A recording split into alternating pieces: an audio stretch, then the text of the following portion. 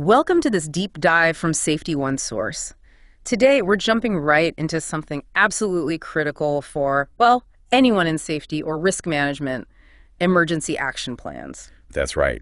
Specifically, we're looking at the OSHA standard, 1926.35. It really lays out the groundwork. It really does. Because, let's face it, when something like a fire breaks out, having that solid plan isn't just about ticking a box for compliance. No, not at all. It's fundamentally about ensuring people's safety, getting everyone accounted for, and hopefully home safe. Exactly. So OSHA gives us these building blocks. Where do we start? What's the first sort of foundational piece? Okay, so the first thing is the plan itself.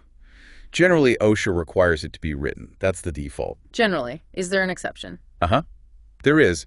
If you're an employer with 10 or fewer employees, you can communicate the plan orally. Okay, good clarification. Fewer than 10, oral is okay. Otherwise, get it in writing. Precisely. That's your baseline check. So, written or spoken, what absolutely has to be in this plan? What are the non-negotiables? Right, the minimums. You absolutely need procedures for emergency escape. And crucially, the specific escape routes assigned. Makes sense. In chaos, you need clear direction. Don't want people guessing where to go. No guessing. And then think about this. Sometimes certain employees might need to stay behind briefly. Right, for critical operations, like shutting down equipment. Exactly. Procedures for those employees, who they are, what they do, and when they evacuate have to be clearly detailed. Okay, got it. Routes for everyone, special procedures for a few.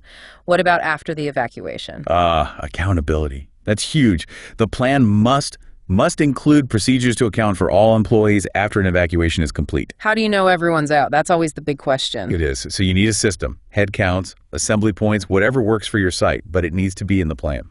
Okay.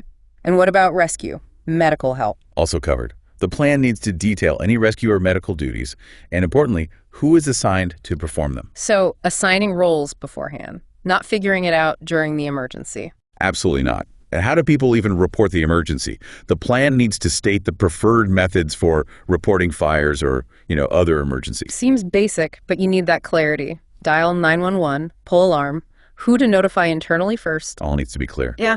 And one more thing on minimums, contact information. For questions about the plan. Yep.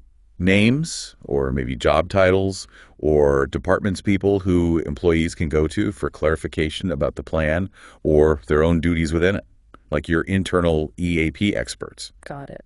So routes, critical ops, accountability, rescue medical, reporting, and contacts, that's a solid foundation. It covers the core actions. Now, about signaling the emergency, the alarm system. Right, you hear an alarm. What does it mean? OSHA must have rules on that. They do. It needs to be an employee alarm system complying with Section 1926.159. That's the fire protection standard connection. Goodbye. And here's a key point. If that alarm system is used for more than one purpose, maybe a fire brigade alert versus a general evacuation. You need different sounds. Distinct signals. Absolutely critical. You can't have people confused about what the alarm actually means. Is it get out now or stand by?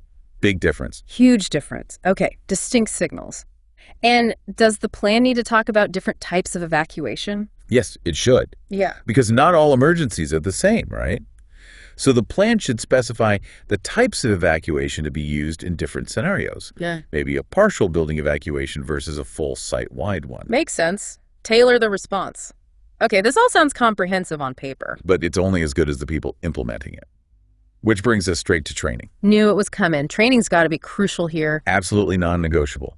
OSHA requires you designate and train enough people to help with a safe, orderly evacuation. Yeah. And this training has to happen before an emergency. Not during. Got it. So you need trained floor wardens or guides. Essentially, yes. People who know the plan inside out and can direct others calmly. And is it a one-and-done training? Definitely not. The plan needs review with employees.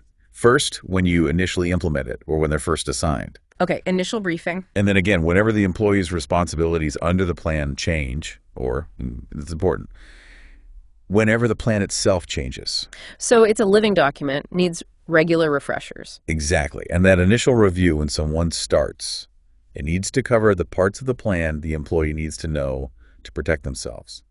The absolute essentials for their safety. Hit the ground running, knowing the basics. Where do they find the plan if they want to read the whole thing? Good question.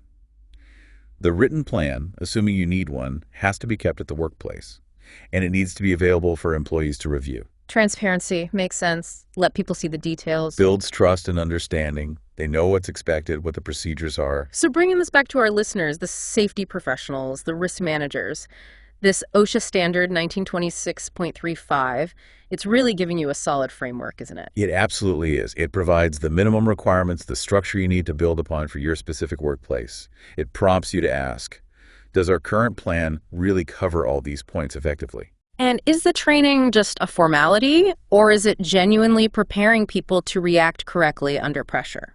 That's the real test. So a key takeaway here is that a comprehensive plan, usually written with clear procedures, clear communication like alarms, and regular practical training. That's not just OSHA compliance. It's the bedrock of workplace safety in an emergency. Precisely. So maybe a final thought for everyone listening to mull over. Okay. How about this? Beyond just having the plan and doing the initial training, how can you further integrate and maybe more importantly, practice your emergency action plan? So it becomes second nature. Exactly. How do you make preparedness almost automatic within your organization's culture? That's something worth thinking about. A great question to end on. Thanks for diving deep with us into this vital safety topic presented by Safety One Source.